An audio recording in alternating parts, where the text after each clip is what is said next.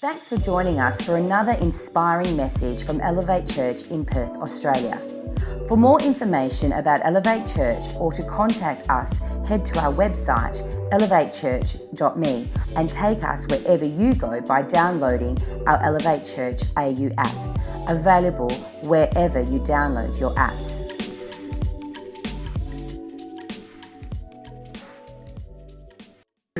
Hello, this is Money. It's a great day to be green. Yes, the environment is important too. I was referring to green, the color of my shirt, which you cannot see, and the fact that I am the embodiment of money. I should get a better slogan. Absolutely, Kevin. I can tell you your net worth right now. It's nothing. Yeah, no, like 0.00. But listen, hey, even though you're technically worth nothing in dollars and cents, did I ever tell you how much our friendship means to me? It is this much. I don't know, Karen, at the end of the day, what's the real difference between the 10 and the 11 Pro X? Whoa, 3 lenses. We just have to tool around with your financial plan, but we can get it, all right? Yeah, your security code is 616. Oh, you just bought it just now, that was quick, okay. Well, can we talk about your new plan? Karen, hello? It's weird as if you hung up the moment I said plan. You spent $72.34. Can I just say, that's a lot of McFlurries for any one person, you know? Listen, Sonia, I know we've been on the rocks, but I don't want to give up on us, okay? I'm just asking that you check up on me every now and again. If you don't talk to me, I can't help you. Leon, hey, oh my gosh. That's a lovely boat, man. A power boat for a power man, and that is you, buddy. Yeah, You want to buy it? That's a good joke. Oh, you're serious. Okay. Well, if we do want to go ahead with it, we're going to have to make some changes. So that probably means no more food, shelter, or water. Yeah. No, you're right. It's a gorgeous boat, just like you. Okay. All right. Well, I'll talk to you later. You bought that boat. Look, it's your money at the end of the day, but I'm just trying to give you advice to help your Washingtons become Lincolns. You feel me? And then those Lincolns can maybe one day become Hamiltons. And then those Hamiltons can become Ulysses S. Grants. That's the $50 bill. And then those Ulysses can become Benjamins. Woo, woo, woo! Oh man, Karen, you're the best. No, you are. And I'm so glad we took the time to reconnect. Let's do it again sometime soon. How about tomorrow?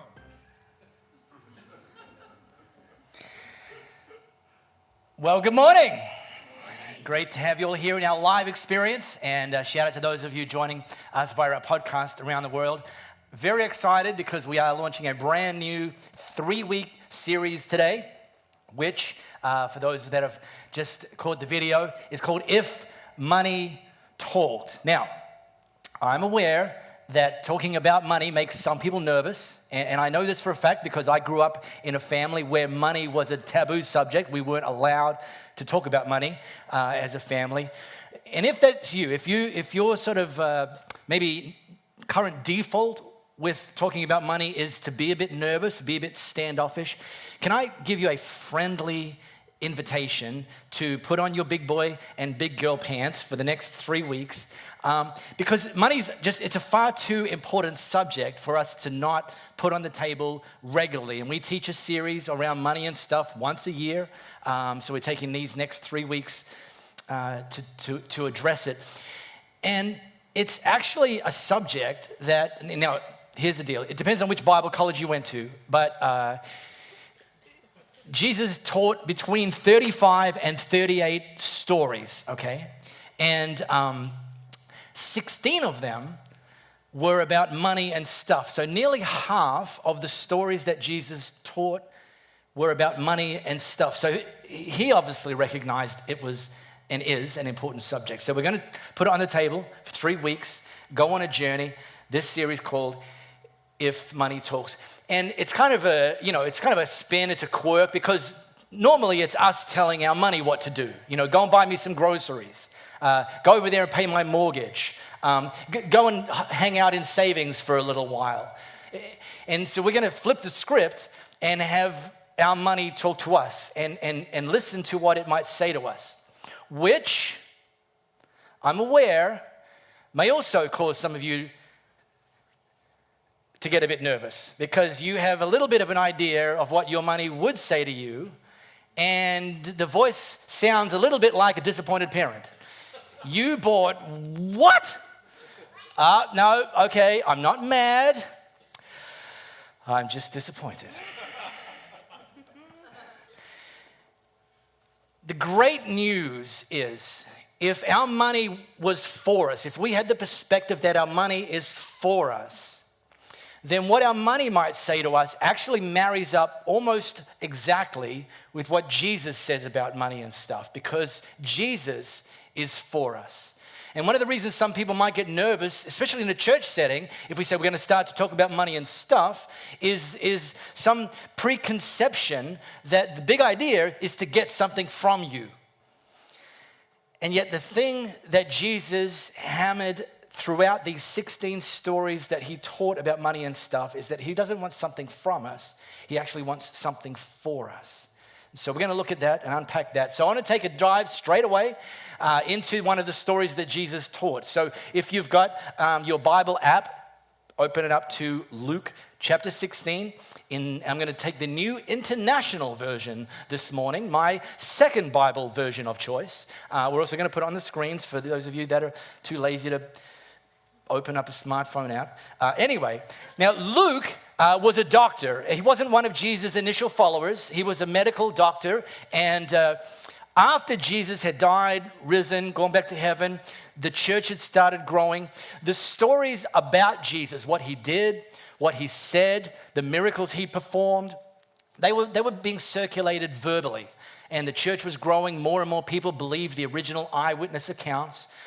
And Luke, he was so inspired, he thought somebody needs to write this down. He wasn't the only person to start to document, but he was one of the people. So he set himself the goal of getting out to essentially interview the various eyewitnesses and to record what Jesus did, record what Jesus said. And so we today have one of the 4 written accounts of the life of Jesus, written not by an eyewitness, but taken from eyewitnesses. And this is in the 16th chapter of Luke's account. Jesus told his disciples. Now, this disciples, if you're sort of churchy, you might think it's the 12 merry men that Jesus handpicked. This was actually would have been a broader audience. It would have included the 12, but it would have been a far broader audience. The people that were following him around. He was a bit of a rock star. And so he told his disciples, this is a story. There was a rich man whose manager, now you know you're rich when you have to have someone manage your stuff, like pay someone to actually manage your stuff. So this guy, that's how rich he was. A rich man whose manager was accused of wasting the rich man's possessions. So the rich man called him in and asked him, "What is this I hear about you? Give an account of your management, because you cannot be manager any longer. In the words of Trump, you're fired." The manager said to himself, "Well, what should I do now? My master is taking away my job. And look, let's face it, I'm not strong enough to dig, and I'm too proud to beg. So I know what I'll do so that when I lose my job here, people will welcome me into their houses." So this is what he did. He called in each one of the master's debtors. And he asked the first, how much do you owe my master? 900. 900 gallons of olive oil, he replied. The manager said, quick, take your bill, sit down quickly. Shh. And make it 450. And then he asked the second, how much do you owe? 1,000 bushels of wheat. Shh. Okay, take your bill, make it 800. Started dealing out discounts. And in this group of disciples, this audience, I imagine there was 2 kind of broad groups of people. There was other people, poor, who owed people like his boss, and they're like, "Hey, I love this guy." And then there were rich people that are like, "What a crook. Who gave him permission to, that's not his decision to make." So Jesus continued with the story. The master, and so the Jaws theme music starts playing in the background. The master's coming in. The manager is obviously about to get busted. the master commended the dishonest manager because he had acted shrewdly. In modern parlance, the owner said, well played. Well played. Now, it's possible that Jesus' audience would have been a bit confused at this point. Like, what in the world is the master doing commending somebody who's actually been described as dishonest? I mean, is Jesus telling us that we should go rogue with stuff that other people have entrusted to us? If you're in a business setting where you're the manager, not the owner, are you allowed to just sort of, spend some money or discount some things without the master's permission, the owner's permission? Are you meant to just kind of like sneak around behind your spouse, like just kind of, doing things with? Is that what he's teaching? And so this is what Jesus, and he's the master storyteller. He'd set it up so that the listeners are like, huh? And at this moment, he actually pulled out of the story and dropped everyone into the lesson. He said, for the people of this world are more shrewd in dealing with their own kind than the people of the light. That people who don't have a relationship with God, who aren't followers of Jesus, many of them actually do a better job of managing money than your people of the light. So I'll tell you, I shouldn't need to tell you, but I'm telling you anyway, use worldly wealth to gain friends for yourselves so that when it's gone, because it will be, you'll be welcomed into eternal dwellings. Now, let me just leave this up on the screen. I'm going to come back to this, but let me drop you in Bible College 101, quick flyover, 3 years for me, 1 minute for you. You'll be about at the same level. All of Jesus' stories included two main characters being hypothetical or types of God. So God is one of the characters in the story, represented by somebody. And us is another character in the story, represented by somebody. So just in case you missed it, just in case you have not adequately caffeinated this morning, in this story, the master is God, hello, and the manager is us. 3 years of Bible college. I know, Josh, it's impressive. And the reason that's critical, and I mean critical, is that we actually need to understand that God is the owner of everything, and he gives us the job of managing some of it on his behalf. And I always ask people when it comes to managing money and stuff, would you hire you? If you were God, would you hire you? And some people are like, probably not actually. Well, I'm glad you're here. We're talking about it. But here's the thing. The master commended the dishonest servant, not because he wanted people to go rogue, but instead he commended him because he appreciated that this manager had limited time because he was fired, but he had to perform an audit before he actually finished the job. So he had limited time before he was no longer going to be the manager of the master's stuff. It would end one day. And he had limited opportunities. He could only do certain things in that time. And that he chose very shrewdly to use the limited time and the limited opportunities to actually invest in other people, to actually make a difference with what was entrusted to him. And Jesus said, so this guy, he got it, that he's going to use worldly wealth to gain friends so that when it's gone, because it will be, you'll be welcomed into eternal dwellings. The big idea that we can use money and stuff to invest into other people and make a difference in eternity. And this idea stands in very stark contrast to what is a prevailing worldview certainly in Western culture, though it's very much permeated most cultures. And in fact, the fact that Jesus was actually teaching this suggests that 2,000 years ago, in his corner of the world, that this had to be taught because the prevailing culture wasn't lined up to how the kingdom of God worked.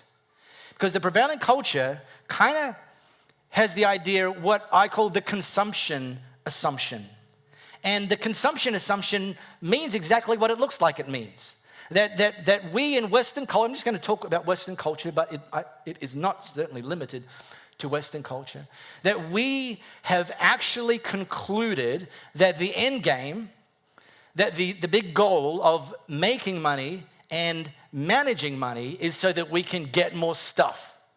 That we've assumed that everything that comes to us is for us and only us. That's the consumption assumption. And Jesus starts pushing back on that. And if I was to distill the big idea behind Jesus' pushback, it would be simply this: money can add meaning to your life. I mean, it's better to have it than not have it. You have more options when you have it than when you don't have it.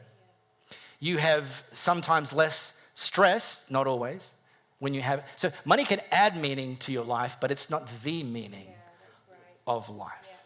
And that is a completely different perspective. Because look, they don't talk at funerals about how much stuff you had, because it's still here and you're not. So it obviously doesn't matter as much as you may have thought it did. The only time they mention money and stuff about the person in the box at a funeral is maybe if you were known as somebody that gave it away, that used it to invest and enrich the lives of other people. That's the only time money gets airplay at funerals, because you go in the box, but your stuff doesn't. So here's a pro tip. This is a pro tip that I use and recommend. When you get some next money, that's what our 6-year-old nephew would say. When you get many monies come your way, next paycheck, ask this question: how can I use some of this? Because Jesus doesn't call us to give it all away. Just, all right, you don't have to hide your wallet. He's not coming to get it. But how can I use some of this as a means to something meaningful? Nice. And if we do this, if we consistently ask and apply this question, how can I use some of this, what God's entrusted to me, what God's asked me to manage, how can I use some of this as a means to something meaningful? And if you cultivate this habit, you'll start to turn stuff into stories. That's what Jesus was saying when we're talking about investing in other people to make an eternal difference. You can use some of what he's entrusted to us, to you, to me, to turn stuff into stories. So let me give you a flyover. Some of you are like, oh, this again. I've been here last year, you taught the same thing, and the year before, you taught the same. Oh, well, too bad. Next is some of you are new in the last 12 months, and so I want to just give you a flyover of our best understanding of how this actually plays out, like the mechanics. How do I, in very practical ways, use some of what comes my way financially as a means to something meaningful? And many years ago, one of my friends who's got much bigger brains than me, in fact, I think he's got much bigger brains than pretty much anyone on the planet, he distilled the idea of what it looks like to do this into the phrase, first 10% giving is both a goal and a minimum. So the Jewish part of the Bible, we call it the Old Testament now, has a word called the tithe. And like whenever you have to explain it, just use the explanation and not the original word. That's kind of saves a lot of sideways energy in life. So the first 10%, God talks about bringing the first and the best, bringing the first 10% of any increase. We say it's a goal and a minimum. We say it's a goal because not everyone's ready to start at 10%. Like 10%? What? Like, okay, I'll come to that. But what happens is God calls us to grow in our faith and go on a journey where we look at the first 10% as a goal. And that first 10% is used to invest not in the local church, but actually through the local church. That what we give, the first and the best, in and to the church is actually used to turn stuff into stories. And Louie and I, we bring our first 10% every 2 weeks, pay fortnight. And so when we're here and a first-time guest walks through the door, their story has now become part of our story. When we see people getting dunked, there's a baptism tank over there. When we see people getting dunked, and most of the time retrieved again, that story becomes part of our story because our giving, our first 10% giving, made that happen. Then we say, well, it's a goal and a minimum. So giving that it's a goal. If you're at 0%, and look, I don't know if you are. The point is, if you're at 0%, then my strongest encouragement is to dip your toes in the water of turning stuff into stories and maybe just try 1%. Next pay period, okay, I can do this. I can 1%. And see what happens. See if you miraculously make it to the next pay period without having to sell a vital organ or a child or something else. And then you're like, oh, okay. Whew. Next pay period comes along, you're still here. Whew. Well, I'm going to do it again, 1%. And then just, okay, at some point, I'm going to go 2. And then just go on the journey. If you already started that journey and you're at 5%, then maybe next time go to 6. 6, yes. You're like using your banking app like you're sitting on a roller coaster ride. 6. I'm still here. Yeah, that's right. You will be. I almost guarantee it. I'd say money back guarantee, but I don't keep the money, so can't help you there. And then we say a goal and a minimum because there's other things beyond resourcing the local church that God wants to do. And again, this is all through the pattern through the Bible. He wants us to give to what we call it spaces and places, buildings and equipment. Buildings and equipment. That's not very sexy. Well, you're in one now. You chose to be here, and you're looking at screens and sitting under air conditioners and on chairs that were actually purchased by people giving beyond their first 10% into what we call building the future. And Louis and I play a part in that as well. And so when we see someone put their tush in the cush, then we say that person is here in this physical environment where we believe God's going to meet them and work in them and start to transform them. Their story becomes part of our story. And for those of you giving your first 10%, and for those of you giving into building the future, that goes for you too. That this story has become your story. Right. We have another angle. Oh, what? More? Yeah, more. But it's exciting. Called Elevate Global. And old school might have called this missions. And I said, no, everything's mission. Hello. Mission isn't where you cross the seas. Mission is where you want people to see the cross. Oh, nice. Yeah, well, that's not, look, if you liked it, I made that up. If you didn't like it, that's not one of my jokes, all right? Tough crowd, Steve, tough crowd. I'm going to get you to, but Steve, I think you should finish the rest of this message. It's a tough crowd, man, it's a tough crowd. Maybe you can have better luck. But we partner with 2 organizations. One's called Compassion Australia. One's called Opportunity International Australia. And Compassion, we work with them or invest in their work in the Philippines. God bless the Philippines. And Opportunity International into, at the moment, Indonesia, microfinancing.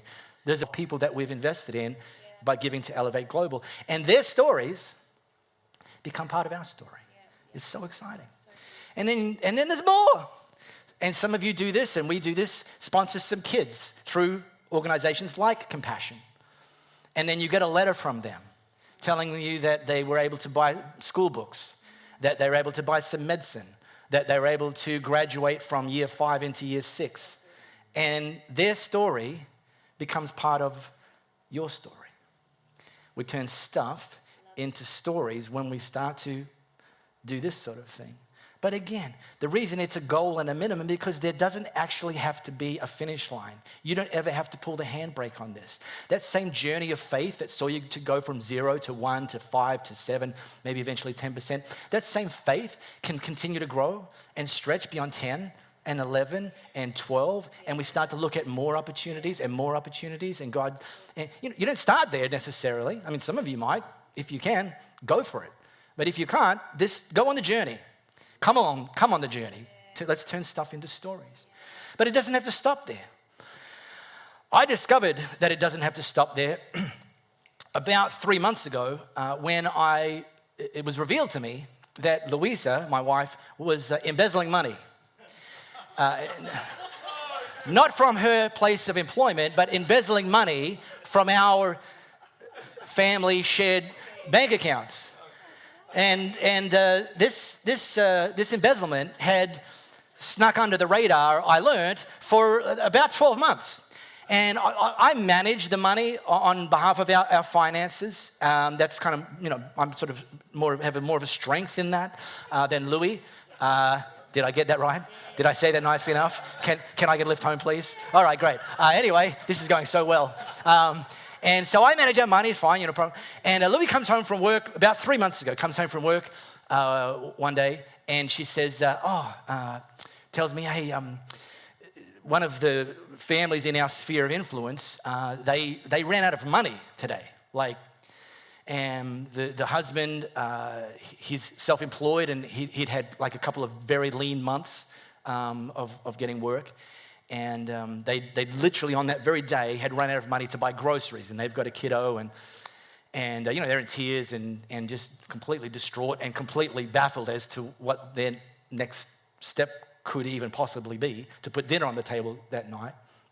And Louis said, so they told me, and so I gave him $1,000. And I'm like, that's great. I'm not, what? No, I'm like, that's great, babe, that's great, so good. Oh man, yeah, and how'd they go? Oh, they were bowled over. Oh no, we can't take this. I'm like, no, it's not, no, take it, please. No, we couldn't, no, take it. This is Louis telling me this story. They're crying, Louis crying. And I'm so proud of you. I'm so proud of you. Just one question though. Where did you happen to come across this $1,000 that you gave? I mean, if Louis said to me, I'm going to get $1,000, and I'm like, I'll transfer it to the account that I let Louis have access to. Well, I'm right on the edge here, people. But it's a true story. And I just transfer it, but she didn't even ask. She goes, no, I gave him $1,000. I'm like, right, interesting. Where did this $1,000? So Louis said, well, about a year ago. So this story happened about 3 months ago. But at the time, Louis said, about a year prior, she said, I felt God tell me to put away $1,000 because one day I'm going to be asked by him to do something with it, to invest into somebody else. And you'll know when. But just prepare now. And so every fortnight, Louis would scooch past on the way to work in the morning, scooch past the ATM and withdraw an amount that was small enough that I wouldn't question. $20 here. I'm like, she probably wanted to buy some kombucha or something. I don't know. So just $20, maybe she pushed it a bit, $50, just, and accumulated $1,000, and gave that $1,000 on this very day to those people. And by the way, she's now confessed to me that she's begun that rebuilding process to get back to $1,000 because God told her to do it. So there's a few takeaways from Louis' story there. Number one, when God tells you to do something, even if it doesn't make sense to you, and even if it's not there in the moment, the actual end game, just be obedient.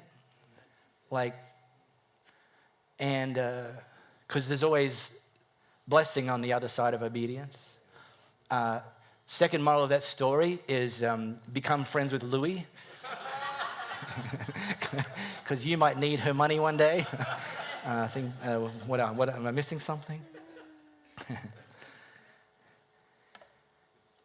I've never met anybody that's regretted moving in this direction. And in fact, in my 25 years as a professional Christian, I've only ever met people who, once they've made this commitment to go on this journey, their only regret is they didn't actually start that journey sooner, because they just got to experience the epicness of being used by God to turn stuff into stories. And so I want to invite you to come on this next 3-week journey with us. It's having a Father's Day sorbet in a couple of weeks. And just open yourself up to what God wants to do for you, to help you and the people around you and your family and the next generations and people you haven't met that God will use you to invest in.